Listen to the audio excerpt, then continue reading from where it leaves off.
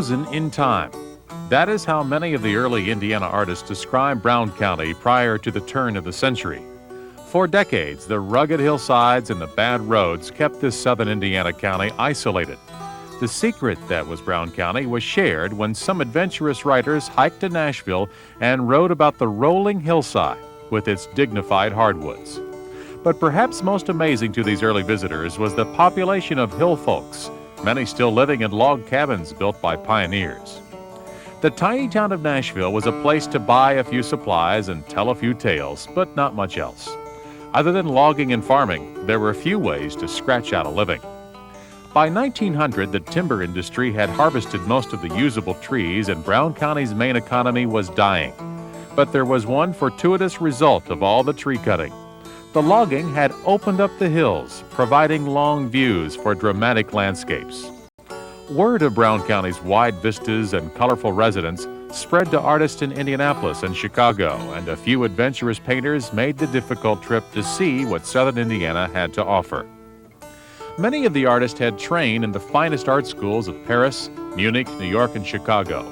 And in the years to follow, they would make Brown County, Indiana, their home, establishing a unique backwoods art colony, a place the artists began calling Peaceful Valley. A key person in that development was Wisconsin artist Adolph Shulz, who visited Brown County in 1900. He loved what he saw, but thought the area was too primitive to bring his wife Ada, who was also an artist, and their young son Walter. But Shulz described the possibilities in Brown County to a group of artists in Chicago.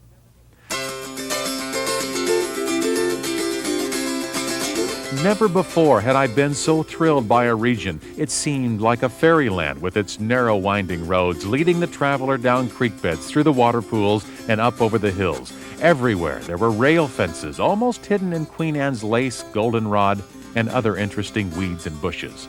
Picturesque cabins here and there seemed to belong to the landscape, as did the people who lived in them. All this country was enveloped in a soft, opalescent haze. A sense of peace and loveliness never before experienced came over me, and I felt that at last I had found our ideal sketching ground. By 1906, the railroad had arrived in Brown County, and horse-drawn hacks were carrying visitors from the nearby town of Helmsburg down the rough road to Nashville and the newly opened Pittman Inn. The Shultzes and many of their Chicago friends began making regular trips south to paint. By 1908, 25 artists spent the summer in Brown County. Puzzled hill folks found themselves the subjects of these artists, who paid them for posing. It wasn't long before the artists began buying property and building studios. With the artists came art buyers, art students, writers, potters, weavers, naturalists, and a photographer named Frank Hohenberger. His pictures in column called Down in the Hills of Brown appeared in the Indianapolis Star for 30 years. His photographs were distributed across the country, further spreading the stories of Peaceful Valley in the Midwest. The timber industry was dead, but Brown County was fostering a new economy, tourism. Some of the locals resented the outsiders, but change was underway and their old way of life was giving ground. In 1926, the artists formed the Brown County Art Gallery Association.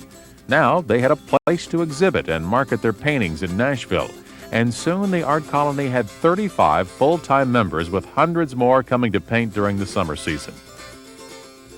During the 1930s, thousands of people visited the Brown County Art Gallery, and the work of the colony became known internationally. In addition, the artists made regular trips to Chicago to show their work at the Hoosier Salon. During the 1940s, a Milwaukee paper called Brown County the most important art colony between New York and Santa Fe. But by the 1950s, modern art had swept America, and the work of the Brown County painters was considered passé. Tourism, however, continued to grow, and Nashville became a village of shops and restaurants as tourists chose apple butter and fried biscuits over art. By the 1970s, the members of the early colony were dead. Their studios turned into shops, and many of their paintings hidden away in private collections. During the 1980s, a nationwide interest in Impressionist art revived, bringing with it an interest in Indiana's early masters. And once again, the Brown County Art Colony found favor among art buyers. The Brown County Art Gallery still survives, as does another organization founded by the early colony, the Brown County Art Guild. Both hold large permanent collections and regularly display the work of the early artists. The hills and hollows of Brown County still attract creative people, many of them living in the 500 pioneer log cabins that still remain.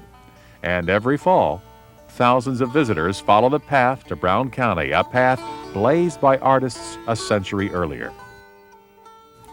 In the years that followed the demise of the early colony, the work of 15 Brown County artists have continued to attract art lovers and art buyers. The following 15 artists made up the central core of the original colony and were all full-time residents in Brown County. The first to make Brown County his home was Theodore Clement Steele. He was nearly 60 years old and starting a new life with his second wife, Selma Newbacher, when he bought property off the road between Nashville and Bloomington in 1907. T.C. Steele, as he was known, was already a prominent figure in the national art scene. He was a member of the Hoosier Group, 5 well-known artists who had trained in Europe and came home to Indiana to paint. Like many artists of the day, Steele painted portraits to earn a living, but enjoyed the work of the landscape artist. He found Brown County the perfect place to try out the Impressionist style he had tasted in Europe. They built their home on a windy hilltop and called it House of the Singing Winds. The beauty notwithstanding, it took some time for the newlyweds to adapt to Brown County ways. Water had to be hauled to the house, and food and supplies were not easy to come by. Selma learned that if she wanted fresh vegetables, she had to grow their own. She also planted flower gardens to provide subjects for her husband. Steele was up each day at 4 a.m., tramping out into the woods and fields to capture Brown County on canvas.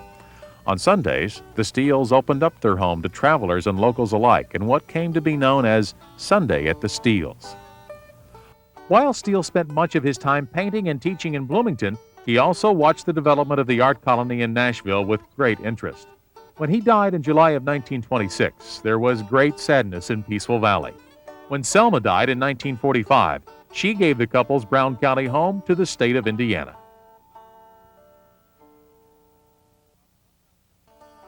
While some Brown County residents may have resented the artists, almost everyone loved Will Vawter. He came to Brown County in 1908 from Indianapolis along with his wife Mary. Like Steele, he had previously established himself in the art world. In Vawter's case, as the favorite illustrator of Indiana's poet laureate, James Whitcomb Riley. Many of the characters that Vawter used to illustrate Riley's poems were sketched from the people he met in Brown County. Vawter was also an accomplished oil painter, and he loved to paint the scenes both in town and out in the country. He also took time to sit on the liar's bench and play checkers at the drugstore. For the children in town, he always had a pocket full of candy.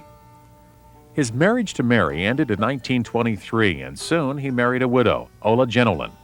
While his work as an illustrator provided the Vawters with a comfortable living, his oil paintings were giving Will professional acclaim, and so it came as a shock when Vawter died suddenly of pneumonia in 1941.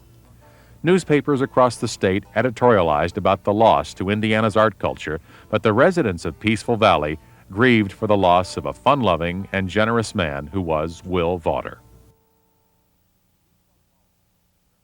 Gustave Baumann was a German immigrant who became an American pioneer in color printmaking. Baumann was working in Chicago as an engraver and commercial artist, but he wanted to pursue woodblock printing as an art form. In 1909, he discovered Brown County and decided to make the move. He sketched the rural scenes and then carved the blocks, one for each color in the print. The local newspaper let him use a hand press to turn the prints.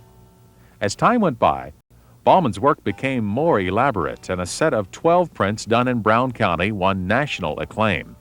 He suddenly found himself in the forefront of printmaking in America. In 1917, Baumann was ready to buy property and set up a residence, but was suddenly overtaken by a wanderlust. He first headed east, but finally settled in Santa Fe, where he stayed until his death in 1971. His work can be found in private collections and in major museums. He credits his early years in Brown County as the turning point in his career. "I like the place," he once said. Someone has said that literature and art flourish wherever people give themselves time to think. Indiana was one of those places. Dale Bessire brought his young family to Brown County in 1914, not to paint, but to grow apples. The son of an Indianapolis businessman, Dale had been raised to take over the family concern. But Bessire studied art whenever he had a chance, and when he came to Nashville, he hoped to paint as well as to get into the orchard business. Unlike many of the artists, Dale had a wife and 3 young children, and so the orchard and community life took precedence. Still, at every opportunity, Dale could be seen outside with a paintbrush and canvas. One spring, a late freeze destroyed his crop. Well, instead of calling the season a total loss, he vowed to spend every day painting. Always his harshest critic, at the end of the summer, he burned every canvas. By the late 1930s, Dale finally had the freedom to paint full-time.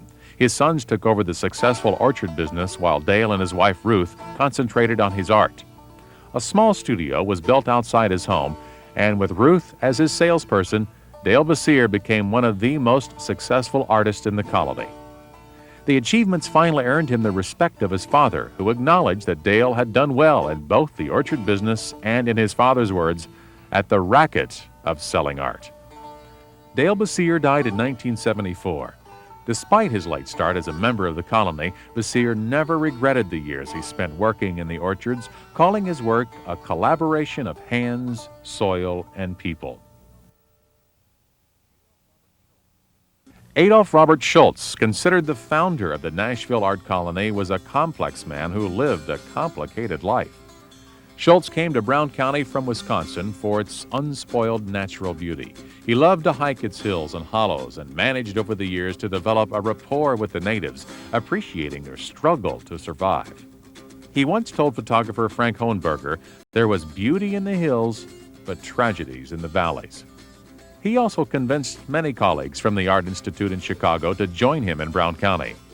His wife, Ada Walters, who was originally from Terre Haute, came to Brown County to paint its people. She met Adolph while a student at the Art Institute, and they married. Both studied in Europe and were living in Wisconsin with their son Walter when Adolph began visiting Brown County. In 1917, the Shulzes moved to Nashville.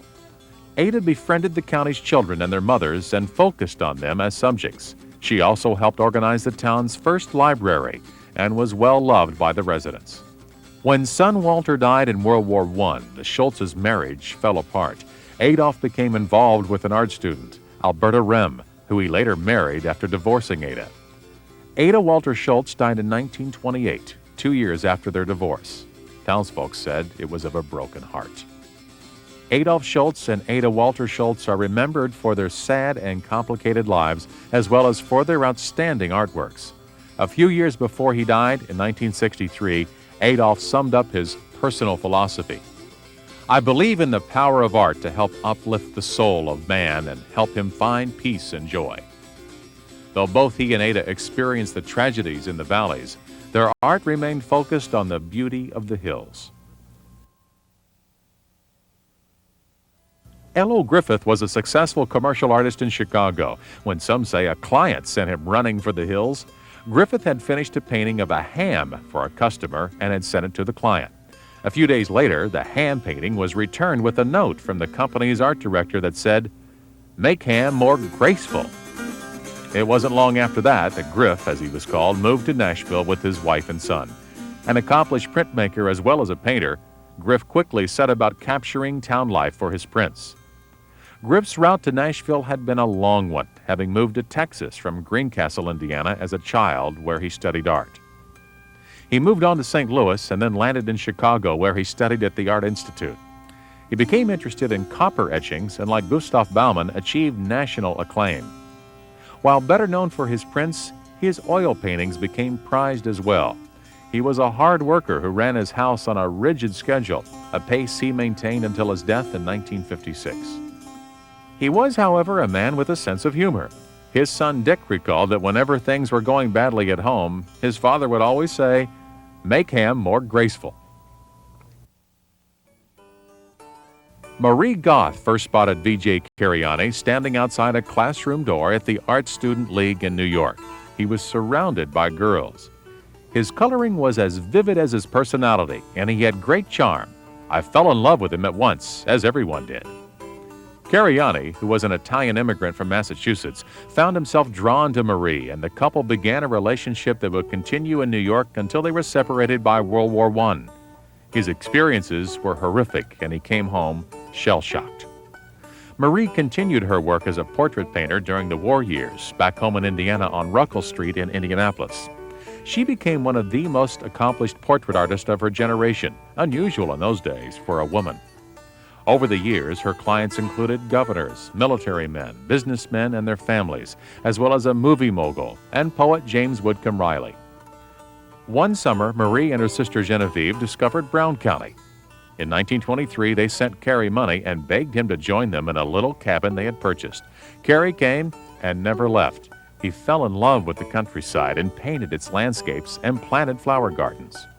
When the couple wanted to relax, they painted still lifes of the flowers Cary grew, and the florals proved popular with art buyers. As the years went by, both continued to work and take care of each other, but never married, much to the chagrin of the town gossips. Cary eventually built himself a small cabin and studio on the property to quell the talk. There he continued to paint and make picture frames, as well as take care of Marie until his death in 1969. During their years together, Marie painted Cary's portrait 12 times. These paintings, as well as others painted by herself and Cariani, Carl Graf, and her sister Genevieve, were left to the Brown County Art Guild, along with the rest of her estate. They are a testament to the bond between two soulmates who were held together not by a marriage license, but by brush, paint, and canvas. At 6 feet 6 inches tall, Carl Graf certainly stood out among the artists of Brown County. His friends called him Shorty, and they were used to seeing Carl camping and painting throughout Brown County in the 1920s. Carl had been raised in Bedford, Indiana, studied art in Indianapolis, and then made his way east, where, among other places, he studied at the Art Students League in New York. There he met a young V.J. Cariani. Years later, Graf visited Brown County at the invitation of T.C. Steele, where he met up with his old classmate, Cary. Graf loved to hike the deep woods and rounded hilltops to capture the tall trees of Brown County, which he referred to as skyscrapers. While he had a studio in Indianapolis, Carl was usually short of money, couldn't afford lodging in Nashville. Often he camped in tents or lived out of his car. His pleasant manner made him popular with the residents and with artists alike. He soon became a leader in the colony, helping to form the Brown County Art Gallery Association and serving as its first president. Around 1925, Carl met and fell in love with the sister of Marie Goth, Genevieve. He told her that he was not going to be another Cary, that the two of them were going to be husband and wife. But first, he had to get rid of his tents and build a home and studio, which he did. He also helped Genevieve revive her painting career, which she had set aside to become a teacher and support her parents and sister. He was only in his 50s and just reaching his peak as an artist when he came down with influenza in 1947 and died. Many wonder what might have been if Carl had been given more time. Genevieve continued to paint, specializing in still lifes. She soon gained the recognition as an artist that she deserved, thanks in part to her husband and teacher. She stayed in Brown County until her death in 1961. Many people thought Edward K. Williams resembled Teddy Roosevelt, a likeness that Williams delighted in. But unlike his tumultuous look-alike, Williams was a methodical and rigid individual who dressed more like a lawyer than an artist. He came to Brown County in 1926 at the age of 56, giving up a successful commercial art career in Chicago. Unlike his personal style, the work of E.K. Williams had a looseness and displayed vivid colors that set him apart from the other members of the colony. He was as talented in watercolors as he was in oils, saying they were to art what the short story was to literature. He was also a notoriously terrible driver, never having had the opportunity to learn until he moved to Nashville. His first lesson came from the local car dealer, and people cleared the streets of town when Mr. Williams was on the road. Williams remained a vibrant member of the art colony, actively painting and exhibiting and serving as an officer for the Brown County Art Gallery Association until his wife Effie died. From that point on, the life seemed drained from Williams. He spent most of his time in his studio, chatting with friends who came by to visit. On New Year's Day in 1950, Williams died of a heart attack in his studio. His fellow artists gathered outside to pay their respects. Williams had never been one of the boys, but his talent and determination had won their respect.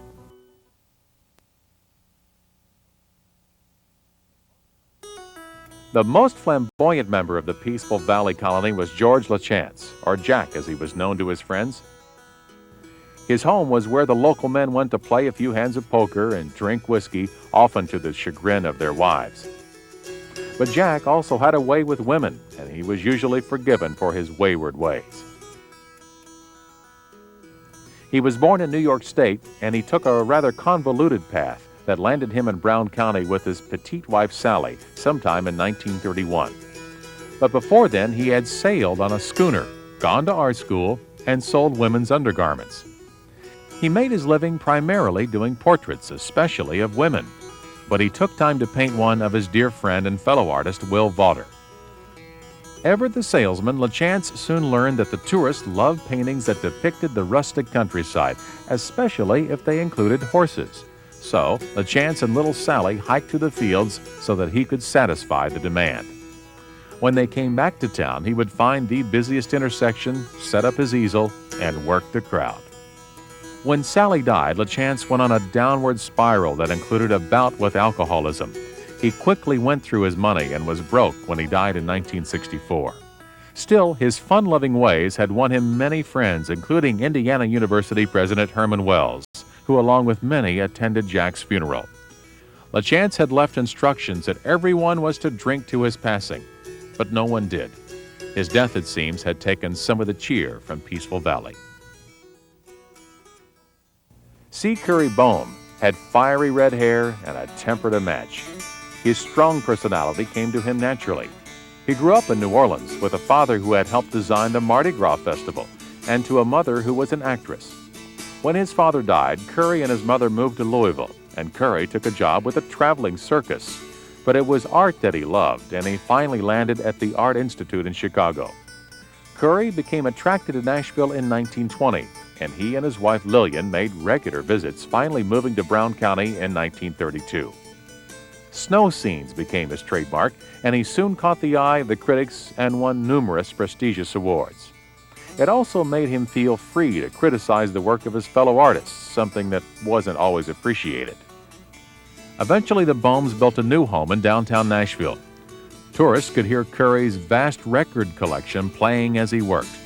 Sometimes, when he got angry, a record would fly out the studio window and land in the yard, and he was known to bawl out a few tourists for parking in his driveway. Bohm was also saddened by the encroachment of bulldozers and builders on the countryside. He lamented that it was getting harder to find a place to paint and that no trespassing signs were everywhere. Bohm died in 1971 after completing a solo show at the Brown County Art Guild. The last major artist to arrive in Nashville was probably the colony's most mysterious member. Glen Cooper Henshaw was an artist who gained fame in Paris, London, Venice, and New York. And even though he was from Windfall, Indiana, he had not spent much time in his home state in many years. Henshaw was known for his soft, jewel-like paintings and pastels, particularly those done in New York City. His work was highly prized among East Coast collectors. He also enjoyed portrait work. He would not only paint commission portraits, but any interesting face he saw, usually paying the subject to pose. For years, Henshaw had followed the work of the mystics, as well as the work of Edgar Allan Poe, reflecting a dark side that affected his work. When Henshaw came to Nashville in 1941, he focused his painting on some of the town characters, most of whom thought he was a pretty strange fellow. His arrival was marked by much fanfare in the press, but it turned out to be a short stay, as Henshaw died just 5 years later. His wife Carolyn placed a permanent collection of his work in a special wing of the Brown County Art Gallery, where it remains today.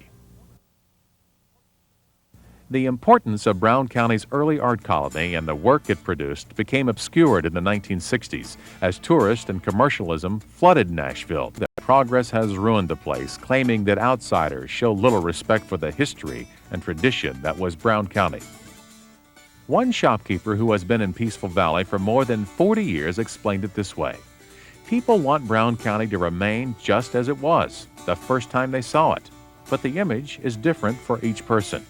Different, true, but in a way, still the same. Even though bustling crowds fill Nashville's sidewalks almost every day now, Adolph Shulz's opalescent haze hangs over the hills of brown just as it always has. The special atmosphere, the compelling force remains. Local residents feel it, and the early artists captured it on canvas. Goodbye, don't you cry. This is a leaver's lullaby. If you should wake before I go, just close your eyes and pretend you don't know.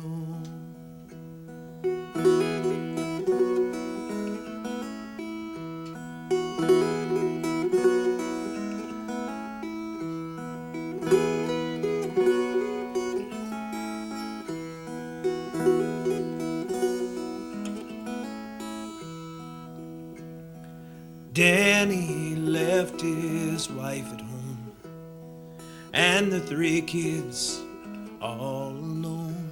He went looking for something he thought he'd lost, and everyone else had to pay the cost.